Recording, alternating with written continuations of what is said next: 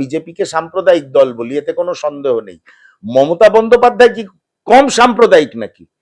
উনি সংখ্যালঘুদের নিয়ে রাজনীতি করে যাচ্ছেন। উনি সংখ্যালঘুদের বোঝানোর চেষ্টা করছেন তোমাদের পাশে আমি ছাড়া আর কেউ নেই। ভারতীয় জনতা পার্টি বলছে আমরা মুসলমানদের ভোট পাই না, আমরা হিন্দুদের ভোটে জিতি, সেই জন্য আমরা হিন্দুদের পাশে আছি। ইচ্ছা করে তো এই দুটো দল সেটিং করে বায়ানারি করে পশ্চিমবঙ্গের রাজনৈতিক মানচিত্রটাকে কালিমালিপ্ত করার চেষ্টা করছেন।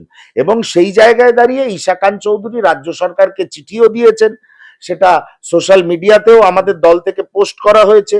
এবং মাননীয় প্রদেশ কংগ্রেস সভাপতি গতকাল রাতেও আহ্বান জানিয়েছেন যে রাজ্য সরকার এবং বাংলার শাসক দল রাজনীতি, বায়ানারির রাজনীতি না করে আপনারা সাধারণ মানুষ যারা অশান্তির মধ্যে বেঁচে রয়েছেন মোথাবাড়ি অঞ্চলে, তাদের পাশে দাঁড়ান। পুলিশ প্রশাসনকে নির্বাক শ্রোতা না করে বা নির্বাক দর্শক না করে পুলিশ প্রশাসনকে বলুন যে সম্প্রদায়ের মানুষ এই গন্ডগোল সৃষ্টি করার চেষ্টা করুক তাদের ঘরে ঢুকিয়ে দিতে এবং বিচারের কাঠগড়ায় নিয়ে আসতে।